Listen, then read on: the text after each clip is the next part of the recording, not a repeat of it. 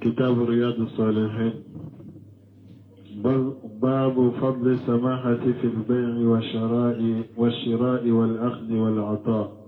وحسن القضاء والتقاضي، وإرجاح المكيال والميزان، والنهي عن التطفيف، وفضل إنظار المعسر والوضع عنه. وعن أبي هريرة رضي الله عنه أن رسول الله صلى الله عليه وسلم قال: كان رجل يداين الناس وكان يقول لفتاه: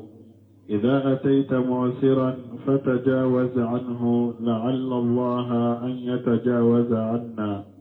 فلقي الله فتجاوز عنه. متفق عليه. وعن أبي مسعود البدري رضي الله عنه قال: قال رسول الله صلى الله عليه وسلم: حوسب رجل ممن كان قبلكم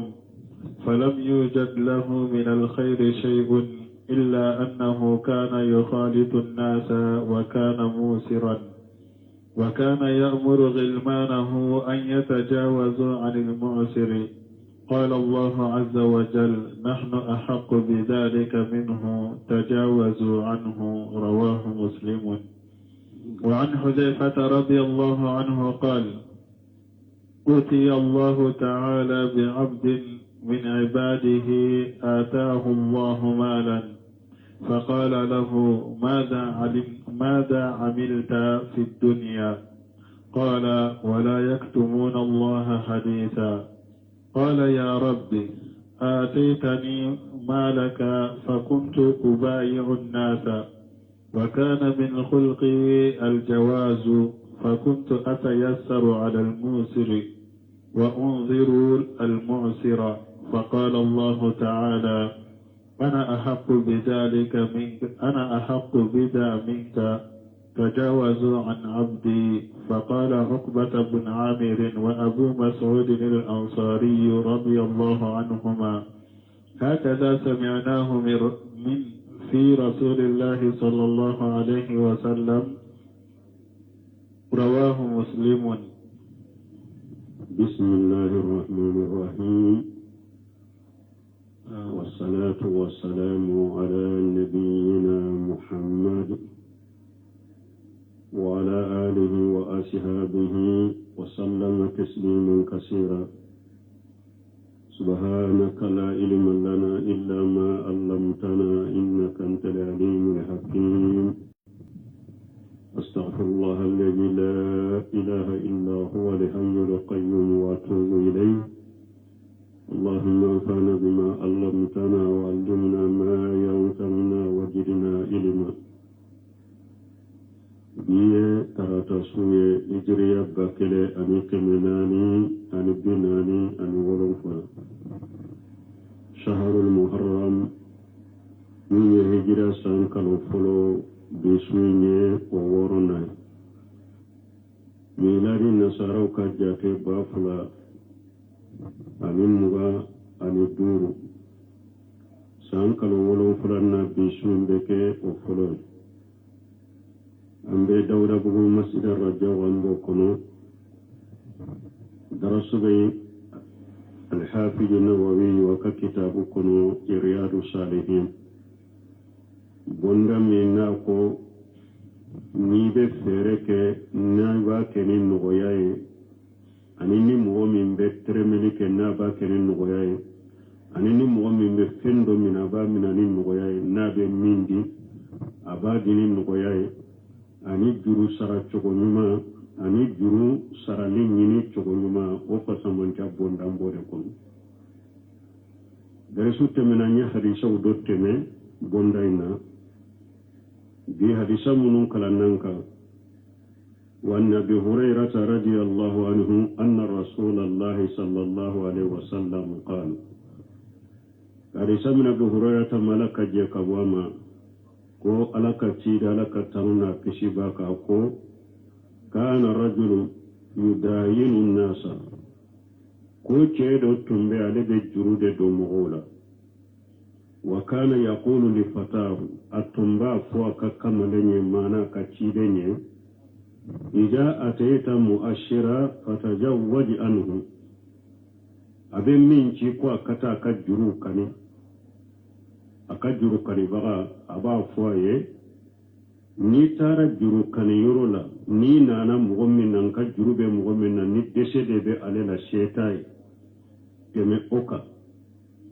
la allah an yatajawwaja anna a dɔ la an fana bɛ junubu minnu kɛ ala na tɛmɛ an fana kan ka junubu la falaqiya allah fatajawwaja anhu nin cɛ a ye ala kunbɛ ɲɔgɔnya ala tɛmɛna أفنك الجنوبولا منتفق عليه والمسلم بالناك وأن أبي مسعود البدري رضي الله عنه كارثة من أبي مسعود البدري ملك جيك أبواما قال رسول الله صلى الله عليه وسلم وألك تشيدون ولك تنونا كسباك وصيب الرجل ممن كان قبلكم وألا يمغدو كروشي مغمون تمنى أوني هو شبه رجل ممن كان قبلكم على يمغو كروشي مغمون كرام مغولا من تمنى أوني ولم يوجد له من الخير شيء نم مغين كروشي لين كفه وما هيراشي سورة بلو بارني ما هيراشي ما سورة لبلو إلا أنه كان يخالط الناس وكان مؤشرا من أكبارني ما تنكرا موني abe mɔgɔw fɛɛrɛ ɲɔgɔnya ka juru dɔ mɔgɔw la mɔgɔ dɔ tun do fana yuruwali tun b'a ye wa kana ya'muru qilimanahu an yatajawwaju anil mu'assir wa kana ya'muru qilimanahu an yatajawwaju anil mu'assir atumbe akakamala unyamariya mana ka juru kani bagaw atumbe ulu nyamariya kunu nana mɔgɔ min na ni dɛsɛ b'a la dɛsɛbagatɔ do u ka tɛmɛ o kan qala allahu azza wa jalla ala fana ko masa min ka bɔ korotalen do nahanu ahaqqu bijalika minhum tajawwaju anhu aw ala ko anw de ni tɛmɛ ni kaka ka tɛmɛ e kan ala ko a ka malikɛw ma a ye tɛmɛ nin ka jurugu la ni hadisa rawahu muslim yabu وأن حذيفة رضي الله عنه كارثة حذيفة ملك جيك وما قال أوتي الله تعالى بعبد من عباده آتاه الله مالا ko uni jo ala ko kana ni jon doye aka jon na qiyama keneka jo min ni ala tunyen na fulo dama wa qala lahum ma jaa amilita fi dunya ako jo ma ne na fulo min de ema eye mubaraka na fulo na jiyan kuno qala kuje kota ko wala yaktumuna allah hadisa mu'te baro siddu ala la qiyamah do te kuma siddu ala la qiyamah kenaka qala chayin ko ya rabbi ataitani malaka akunti ala ikan na fulo dinema ni nyayira hada madenke rashetige chogo na fulo min be bolo ala de tano wa anfiqu mimma ja'alakum mustaqlifina fihi wadi atolako ayen na faqatalike ni ala yaken nona bilaye na fulo minna ayen na faqatike ala hada mane ala kan nona bilade ala de kan na fulo bi bolo ako akake chogo mi ibato chogo de la akunti ala i kan na fulo dinema fa kuntu ubayu nasa nittum be mugo fere nyonya wa kana min qulqi aljawaz atumbenne ka jogola shete mugo menye nebete meika fa kuntu atayassaru lil mu'assir nittum kera mben no yake mugoye mugo munu ni shetuye mben no yakuye wa anzuru al mu'assira mana mugo munu ni no yabuye mben no yake uluye nka juru sara chogola wa unzuru li mu'assira shete minye mbe makono nike waye faqala allah ta'ala alakum masamin korota leno ana ahaqqu bija minka alakum nide no kaka katumi eka tajawwaju an abudi أكون ملك يوم آيات من كجونا فقال أغبة بن عامر وأبو مسعود الأنصاري رضي الله عنهما أغبة بن عامر كو أني أبو مسعود الأنصار لك جكبو فلا بما هكذا سميناه من في رسول الله صلى الله عليه وسلم وكو أن ينكما ينفوتشكو مي أن فلا ينكما يمتشيدن دا ننشكو دلا أن فلا ينكما مي على كتشيدن دا ننشكو دلا أرواه مسلم حديثا الصرف نندون ابن مسلم كسره رحمه الله هذه الأحاديث ثلاثة في فضل السماحة في البيع والشراء أكون حديثا سبب من فلنية ni hadisa sababe ni mu'min ben nogoya ke sanni ferela wa fiha fadl al-afwi an an-nas wa tajawuj anhum abi hadisa nun kono kayyafa mu'uma ani kateme mu'oka ikajurula wa fil hadith al-awwal abi hadisa fulin kono anna bi hurairah radiyallahu anhu anna an-nabiy sallallahu alaihi wasallam ko abu hurairah laka je ka wama kon nabi malaka tanuna kisibaka akon kana rajul yudainu an-nas yani yata'amalu mahu bidain ko ce do tumbe juru do mugola mana be hada modin mbara nyonya ni juru ya na be juru do ula wa dainu laysa huwa al-ma'rufa indana rusimino ko juru te komi min donendo ufe yani antastariya silatan لتبيعها وتنتفع بثمنها إكم منان دو سمو بولو كنو كتم منان يفيري كتنو سرالا دو بو جاتي كو جروا كو جرون توي الدين جرو يموني كل ما ثبت في جمتي فهو الدين فينو فيني أثبتي لندا بي إكاندلا أما سرا وري توي كو جرو مي أي منان منسا أي وري سرا ويبتو أمنا يفيرك الدنيا لو تجرو يد من بكنا حتى ولو بيت إلى شخص سيارة بثمن خير مؤجل ولم يسلمك الثمن فثمن في جمته دين أكو أبيكم هر نية موبيل دوسا مغو دولسا ولو بيت إلى شخص سيارة بثمن خير مؤجل ni eye ewa mobili do fere mugoma ni songoye hari ama sarati fode wala mu yasilimu ka samana me ama songo dima ma mobili songo dima fa samanu fi jimmati dayni mobili songo min bi kanna waye jurule parce que do bolo ni eye mobili sa mugo bolo si sa ye sarati kala mobili fulemba ferema me kalo kelende kalo fula ibe ne ka wori sara do gode jatemina ko jura ko doronte de hari sisa aka mobilin fere yere sarti koma fode mobilin fere lama pura ki ka wori sara sisa de me ama wori sara wori tora kan wo jurude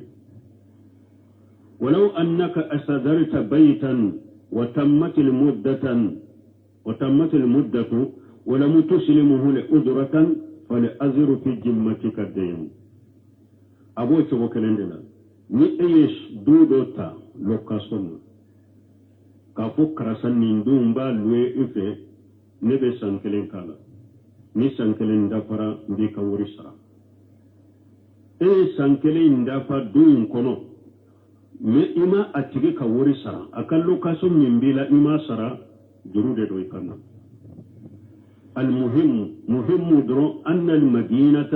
ليس أن يؤامل الناس النقدا لانين درو كايرا كافو درو كروتي إكام مغو بارا نغنياني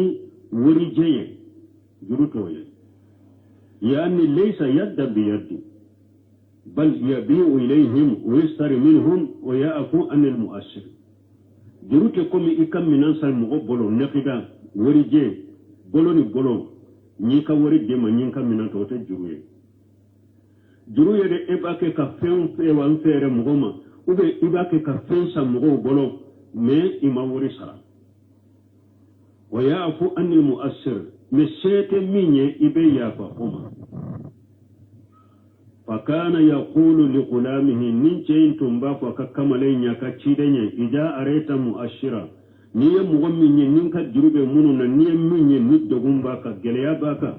وتجوج عنه تماكا لعل الله يتجوج أن دولا ألنا تمام فنكا وكان الغلام يفعل هذا أكتشيد أككملين تنبين فنكي فلقي الله عز وجل تشيني ألقكم بنغنى مسمين كبا قرط عليه فتجاوجاه بمثل ما فجاجاه ألا يتشين سرا بمثل ما يجاج الناس ألا فنا بمغو سرا تغمي ألا فنا سرا تغلا يعني بمثل ما يفعل هذا رجل في الناس آمنه الله عز وجل فتجاوج عنه نين تشين بمغو بارك يغنى تغمى بمين كمغو يده ألا يؤنغنك على فناي ألا تمنى أكا جنبولا وذلك لأن الله في عون العبد ما كان العبد في عون أخيه بس سبب يموني بس ألا باكا جون جمليلا كجون تو نبي بالما دمي ولأن الرجال من جنس الأمل أني فانا هذا مدين ببارك تغمي إيكا بارا يونا سرد بديما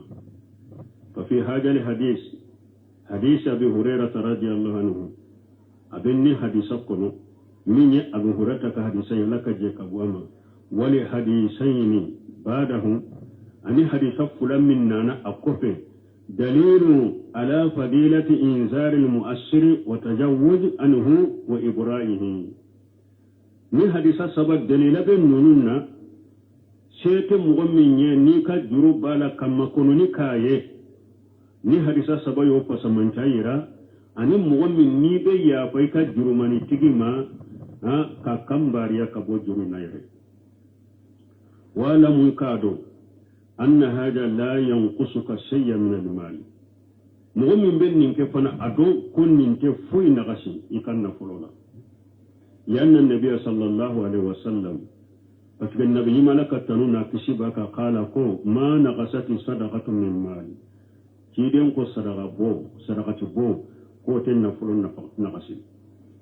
bal hada yaj'alu fi malika albarakata wal khayra wa ziyadata wan namaa bal mu'min billahi halake abe barika do kan na fulula kai ikan na fulo ka hera ki kan na fulula ki kan na fulo jiri ka bugu inde kan na fulo jiri ka bugu da ke fo ina qasi kan na fulula وأما إنذار المؤثر ويجمع مؤمن بين يافا يرقوا يكجروا بمنا أي هذا الشيطة ينابي جرون سريا فرلا وبكم يسرعتي بكاتيجي وتفوي نغشي كنا فلا بلا بكنا فلو أباب بركة يرده كهيرا دو كنا فلو لا كجيري كابو وأما إنذار المؤثر من مين شيء مين مقدسني كما كونني كويه فإنه واجب ويواجب ديكده يجب على الإنسان الواجب لهذا مدينك إذا كان صاحبه مؤثرا ni ijuru ikajuru be minna na yasro dese bagato de shede tay la yastatu li wafa shede tay atesi ikajuru sara yajibu alayhi an yunjirahu الواجب رأيك يكام مقرون ولا يهل له أن يطلبه أو يطالبه أكيد إيه إيكا تجيني وبيكا جرون ينافي وتدغ يده إيكا جروب منا شيطاي نابي جرون سرا جاكوا إبا مقرون أكيد إيكا نيني وبيكا جرون سرا لنينافي وتدغ يده لقول الله تعالى ألك كما قصو وإن كان ذو أسرة فنجرة إلى ميسرة ألك نيكا جروب مغمنا نسيتاي أما كنوا فوق شيسو سورة بارا نتارني آية ابن سمين وبكمان نناي قصو بي أقول نيكا جروب مغمنا نسيتاي نابيكا جروسرا نيا كني ياتونو أوقني يا ولي فامون لو يادو كسولا سيدة تايكا جروين سرا قيامة على باكا تاجرو سرا إلي ya tonore della kan ni fo sungalo derso dola alhamdulillah mo be jiya kono harbi hera ma be hera be mo la nu ala kanu ya ciden ta mi drobe baratena yenni fo sungalo derso dola muraka kanna aya soro kamalen dobe ako patron do de ka juru tunde mo dola aba yene ale yere de ci ko kata tigi kan don dola na tara atigi ka so na ko karasa te ba ba dogo da ba fu ka fu ko alete telemanke sheta ya be juru insa wakatu dola yere aya aba ka du bilada te se kana jonna fo ni su kora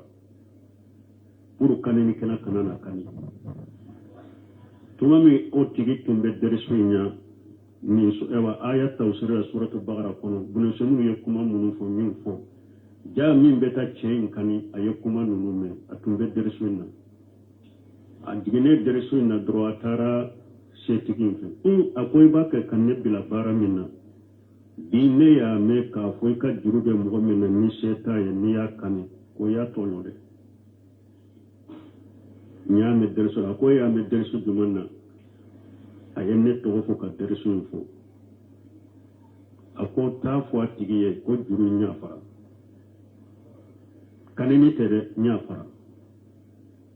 minyere kamale minyere chira kanin bode nana fo ne dugu jara tamana kanana fo ako ne ka derisu la mene minke aye fenya de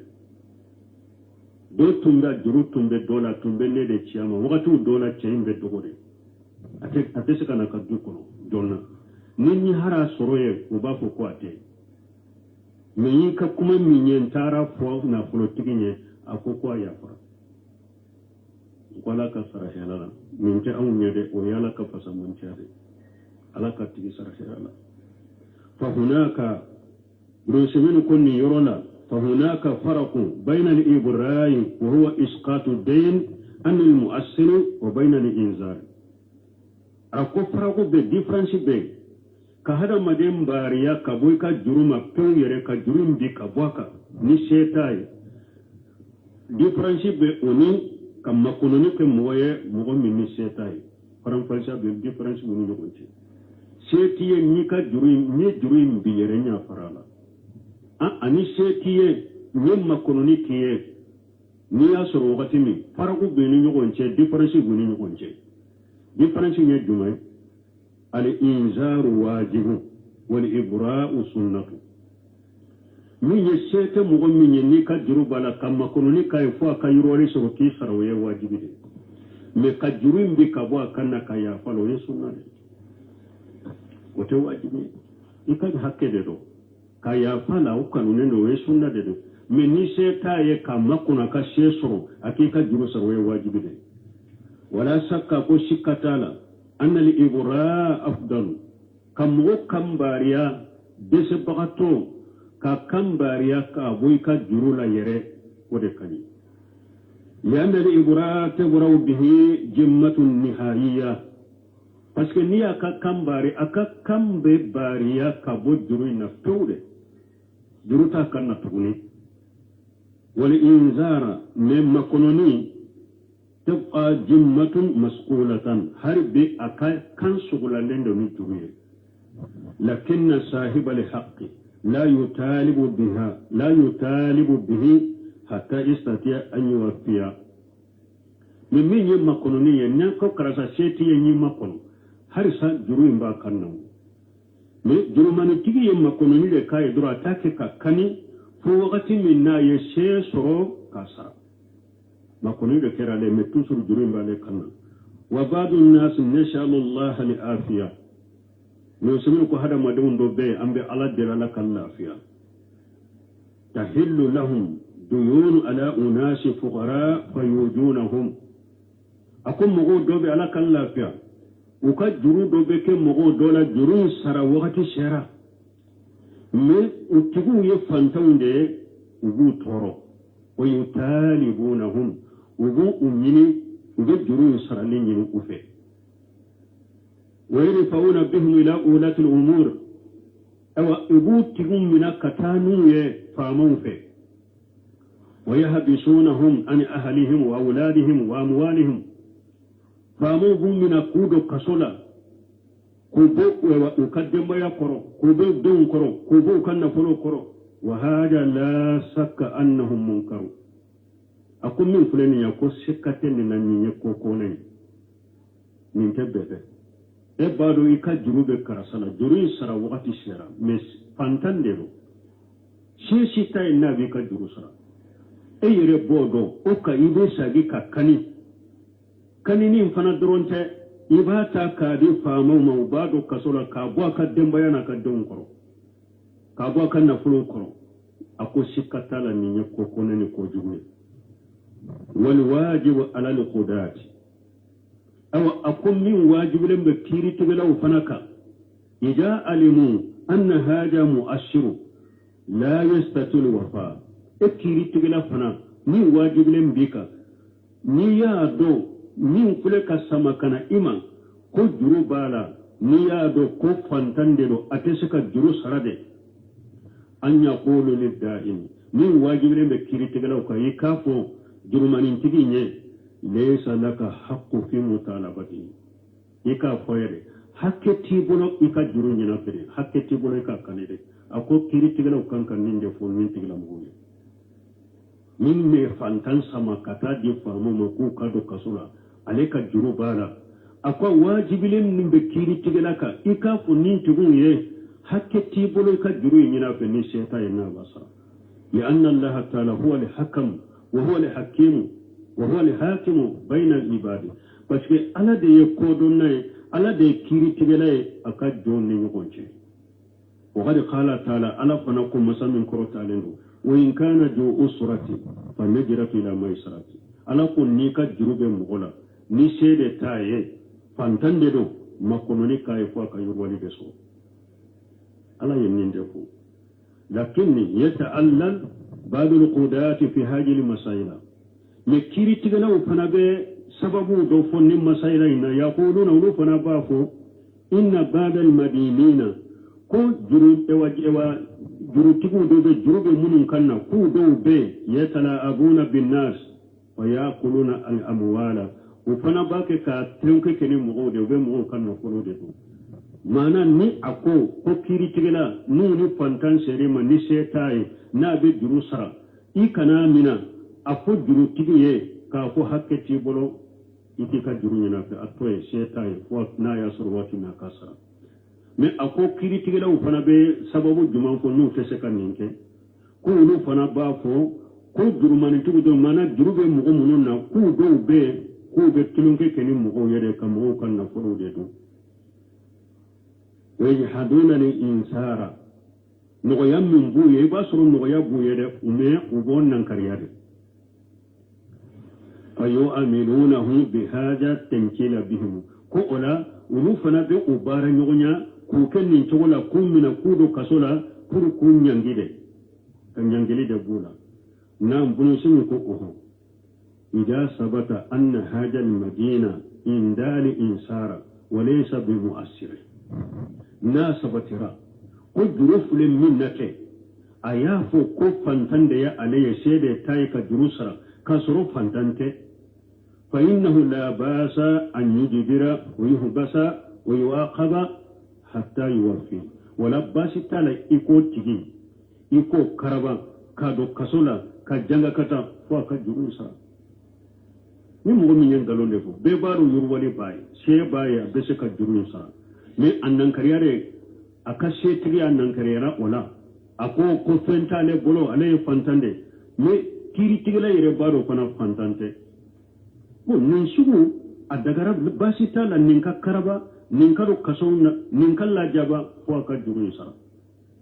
fa illa yafal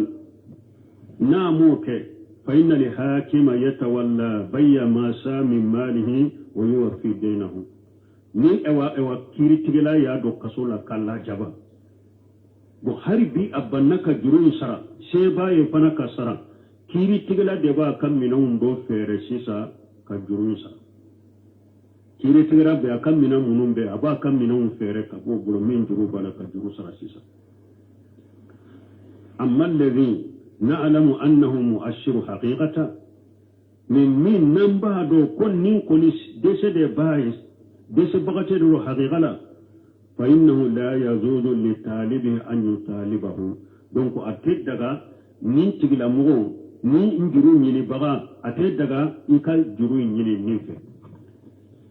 أكاني بغا أتدغا إيكال نينكاني ده نين يرقوني حقيقة لا دونا كو سيري تنيني إني مباكي كاكاني أتدغا إيكال كاني كجرو سرالين نافه ولا أن يقول آتيني أو إيكانا فايفانا كجرو دي بل يذيب أن يؤرد عنه بالكلية من واجب لك نية كاتوير تو فكتا يروي كاي فنجرته إلى ميسرة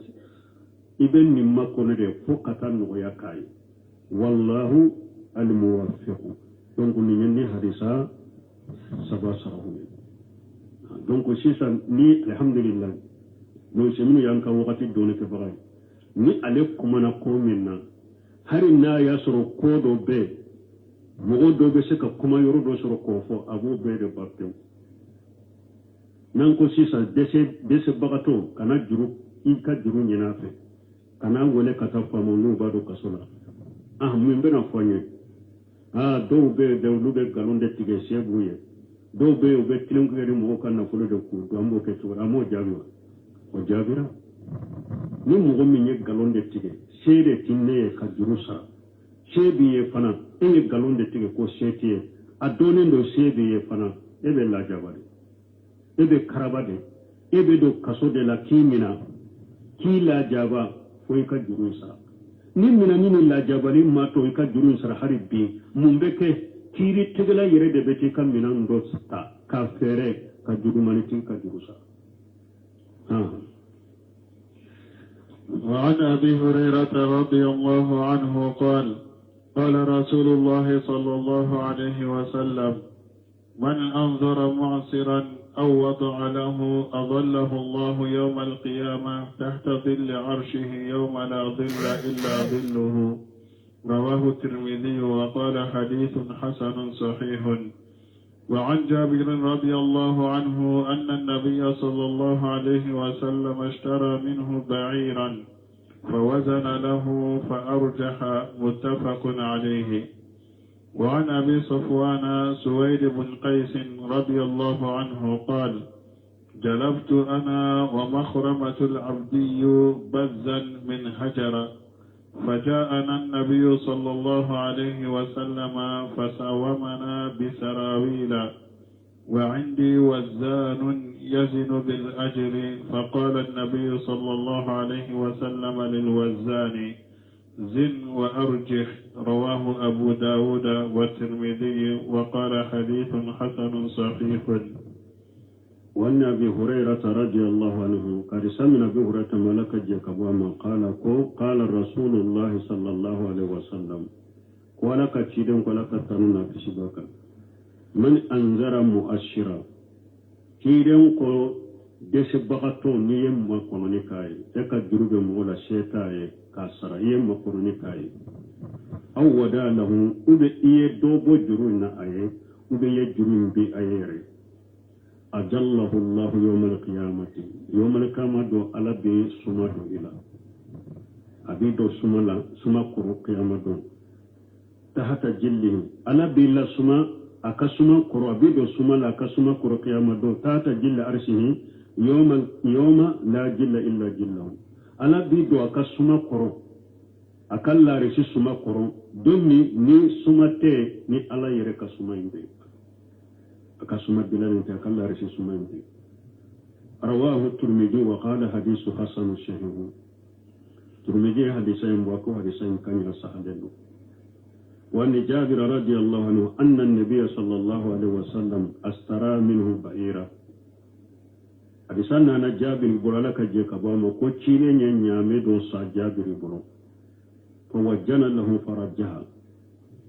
جابر tidanya akan nyame wuri aya sumaye ka giriya muntafaqale o ni nyaay na buno senu ko aba fo sarahula waqtu dola tiden tirela wuri yere ulutume sanni fere kay sanuni wuri jede uba suma uba pesere waqtu dola ube barake ni jate ka jate dinari kere dinari fula dinari sabuna dimo waqtu dola fana uba pesere donc ako aye jabri kan nyame sa ka akaw nyame wori pesaye ababe sanu hakeme ube wori je hakeme na ya pesaye ka giriya re munye pesere ye munye nu ye nyogonta dara kene ye nyogonta ka nyogon pese giriya ye munye wori mbe yorome ko giriya o ka jigi ako a pese ika jigi aya cide nya pesa ka jigi mumbe munyira ka fo cide sallallahu alaihi wasallam na be mo ka hakke dima abe do faraka de ka dima ni fen pesera ye nyogonta o de ta ya pesewa me ni fa ni iye do faraka fo le griyara ka shigi do de ma faraka wa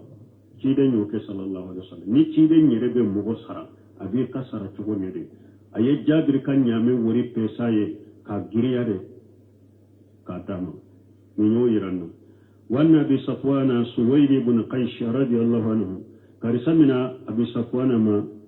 سويد بن قيش لك يكبون قال جلبت أنا ومخرمة أكو أليني مخرمة كو يسمى لك مخرمة العبودية بنزا من حجرة كولو ترى فينيدوتا وترى فينيدوتا حجرة كان نايم مدينة نوبة في بنجا فينيدو كولو ترى فينيدوتا حجرة كان ناي نوبا فيري فجاءنا النبي صلى الله عليه وسلم نبي من نانا ملكة تنونا كسباكا فصوامانا بالسراويل أي كل شيء دو ترمامبلو فصوامنا بالسراويل أي كل شيء دو ترمامبلو أي كل شيء دو سامبلو وإندي وجانو يجينو بالأجر أكو ياسر بيسلي كلا دوبي عليه بولو ني عليه بمغمين تا بيسي أبا بيسي با سرادي عليه بيسلي كني سرادي عليه يوتا ودي كما نابي مغمين تا بيسي أبا بيسي با سرادي وقال النبي صلى الله عليه وسلم لوجان شيدون كو بيسلي كلا يما زين واردين أكو أبيسي aka hake mimbe mana aka kurushi o piri a pese me ika giriyare ninte bochide nyere bolo wala ku ka giriya anko tire sallallahu alaihi wasallam aye pesa min bolo aya giriya ni fana ko jin war jihi a pese ika giriya arwahu dawud wa tirmidhi wa qala hadithu hasan sahih abu dawuda ya bo ani turmiji ako hadisai akani wonni hadisa fula sarhu beno uira hadisa fula imbayira nimbe ebolo imbe bo ebolo ka pese ka griya pour e ka hakedo ka tigita jidaye e ka hakedo kata nofe okani ni mugo min fana be pese like eye ebe asa bolo kana yirema ka nyina fe karasa ni aye fem pese iko do faraka aka griya ufana دغرا وفلا بيت دغالندو وفنا دغرا هذه صرف هذه بقية الأحاديث الواردة في فضل سماحة في البيع والشراء والقضاء والاقتداء نيني حديثة تويه حديثة منون نانا كان وياك سني فيرلا أني نيبه جرو سرايكا سرا چوغنيه أني نيبه مغو إيكا جرو سرا نيني مغو في إيكا جرو سرا أجرو نينا في جرو سرا نيني چوغنيه مانا o pasamantia bonda hadisa tawgenini وقد سبق أحاديث كثيرة حول هذا الموضوع حديث كامن تمنى موضوعا والأحاديث التي ذكرها المؤلف رحمه الله تعالى وردت في من أنظر مؤشرا حديث من المؤلف يناتي نمغمي حديث من نانا نمغمي يمكنوني كي أو جلياب منك كما قلت أيه أو دا أنه أولي كجروين بك وكا فإن الله تعالى يجله في جله يوم لا جل إلا جله على با أتجدو أكسما قرون دون من سمته من على كسمته من مغمي يكا جروب مغدورة سيتاي يما قروني كاي فوقت منا يجروني سورتي سا أولي يجروني ربك وكا على بيدو أكسما قرون من كامدو أنظره يعني أمهله حتى يواشي الله عليه أنجره كريم مني ما نيما كنني كاي فوقت من على يروي كاي وهذا أمر واجب كما سبقت الإشارة إليه wonni nyokko wajibilende ko akokko ale ye koriya ke katoma kateme chokon mana ni sete mo min na bi ka juru sara kam ko ne kay fo ka shesoro woni ka wajibede fa in wada anhu ni ye juru bi ka bo ka fana fa huwa afdalu wa akmalu ode kanye ode dafalendo لأنه فسق إفل إجا ودا أنه نيجرين بكبواك أبرا جمته أكمباريا ومن إذا أنظره من نيا مكنود فإنما أمهله وبغية جمته أي جمة المطلوب مسؤولة لم تنفك من نيا مكنود كاي أككم بتو جروبها أككم بتو جروبها harisa aka kamma foni juruba la haribi ثم ذكر حديثين أيضا فيما ذكر الوزن والإرجاء وكفى أي حديث فلافو حديث مي نبتسلي بلا نكبتسلي فنجريا حديث جابر رضي الله عنه جابر كحديث لك جكواما أن النبي صلى الله عليه وسلم اشترى منه فوجنا ورجها وتيده مغدو يفنسا تيده مبلو فوجنا ورجها تيده يه او بيسلي في ايا جريا ايا بيسلي كا جريا ان النبي صلى الله عليه وسلم اشترى منه وتيده يه او بريملي كي مغدو بلو كفنسا دو بلو فوجنا ورجها ايا بيسلي كا جريا يعني ارجها الوجنا ايا بيسلي جريا لأنهم كانوا فيما سبق يتعاملون بالنقود وجنا لا عدد أكو بسكة كتمة كوتم بباركني ورين نوني كوبسر وتو جاتي كادون وإن كانوا يتعاملون أيضا بها عدد هرنا يسرو وتم بباركنا جاتي فنكده لكن الكثير وجنا كما جاء في الحديث من تنكتشو بلو وتم ببسر كما نانا حديث الله تقومي حديث جمع كيدن كو ليس فيما دون 5 أو سوق صدقة كيدن كو فمي من اوا تماما تنبسني كفيون كان نسابفو كو وشيري سمالي فندو دو تنبه كيدن تللا كو اوا ميمبي eka ewa seneke femmimbe o sumali fe nye duru duguma jakatika o sumali fe nye duru abebe sawu teme sabadima fawajana lahu nabi sallallahu alaihi wasallam wa rajaa chide nye peseli ke ninye ka giriya parce que ninka jabirin kanyameta alede ka wori tumbe chide nye peseli ka giriya yani jadahu aksara mimma yastahiqu parce que chide nye fon faraka animi manka chide nye faraka kodama wa hakaya yambaghi lil insani inda al-wafai awan nin togola kaka hada madenye ni ebe mugo ka fensara an yuwafiya kamila biduni naqsi ika a fensara ka dafalende damu kana fen naqasala ika ka fen dafalende damu kana fen naqasala wa in jada fa huwa afdal ika ka hakke dafalende damu kana fen naqasa ka hakla mana mugo min ni mugo ka hakke be ela ni ba ka hakke dama aka hakke dafalende damu ika na fo naqasala kele fulana wayin jada fa huwa afdalu min ni do faraka hakke yeren ka dama ode kan ni do faraka hakke la ka dama ode kan wallahu al muwaffiq min yabajatu najirin tijin o ni mun fo ode bo fo mana ni hada made ni be pensa bolo ka ko krasa na ye pese do faraka ka giriya ko nina fe basitola yaro don ni nyirin kadi della kanamo ko do ko ni eye fere ke mo bolo ko ye mi sa bolo ayata ka dimo ko do faraka ko o tebe ko yiri bade do ko ya delile ko te gai basitana ni hadisa ya delile bahjatu nadirina tigi ba ko ne yorola adagara ni eye fendo sa mo bolo ni abe ka eye mi sa bolo na ba dima karasa do faraka ube na ya pesede u yenyo on pese ko ay do faraka ko akajigi basitola kanyina fa ka do fara itaka basitola donc ni hadisa ko so inshallah wakati sera ye bonda kura de benata ni ala ye درس سورة إن شاء الله. سبحانك اللهم ربنا بحمدك أشهد أن لا إله إلا أنت واستغفرك وأتوب إليك. أعوذ بالله من الشيطان الرجيم. بسم الله الرحمن الرحيم. كتاب رياض الصالحين. باب فضل السماحة في البيع والشراء والأخذ والعطاء، وحسن القضاء والتقاضي، وإرجاح المكيال والميزان،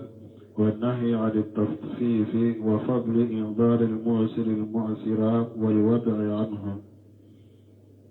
وعن أبي هريرة رضي الله عنه أن رسول الله صلى الله عليه وسلم قال: كان رجل يداين الناس وكان يقول لفتاه: إذا أتيت معسرا فتجاوز عنه لعل الله أن يتجاوز عنا، فلقي الله فتجاوز عنه. متفق عليه. وعن أبي مسعود البدري رضي الله عنه قال: قال رسول الله صلى الله عليه وسلم: حوسب رجل ممن كان قبلكم فلم يوجد له من الخير شيء إلا أنه كان يخالط الناس وكان موسرا، وكان يأمر غلمانه أن يتجاوزوا عن المعسر. قال الله عز وجل: نحن أحق بذلك منه، تجاوزوا عنه. رواه مسلم. وعن حذيفة رضي الله عنه قال: أتي الله تعالى بعبد من عباده آتاه الله مالا، فقال له: ماذا عملت في الدنيا؟ قال: ولا يكتمون الله حديثا. قال: يا رب، آتيتني مالك فكنت أبايع الناس، وكان من خلقي الجواز، فكنت أتيسر على الموسر وأنظر المعسر. فقال الله تعالى: أنا أحق بذا منك، تجاوزوا عن عبدي. فقال عقبة بن عامر وأبو مسعود الأنصاري رضي الله عنهما: هكذا سمعناه من في رسول الله صلى الله عليه وسلم. رواه مسلم. بسم الله الرحمن الرحيم، والصلاة والسلام على نبينا محمد وعلى آله وأصحابه وسلم تسليما كثيرا. سبحانك لا علم لنا إلا ما علمتنا إنك أنت العليم الحكيم. أستغفر الله الذي لا إله إلا هو الحي القيوم وأتوب إليه. اللهم انفعنا بما علمتنا وعلمنا ما ينفعنا وزدنا علما. biye tarata suye hijriya bakele ani kemenani ani binani ani wolonfula shaharul muharram nye hijira san kalo folo bisuye o woronay miladi nasaraw ka jate bafula ani muga ani duru san kalo wolonfula na bisuye beke o folo ambe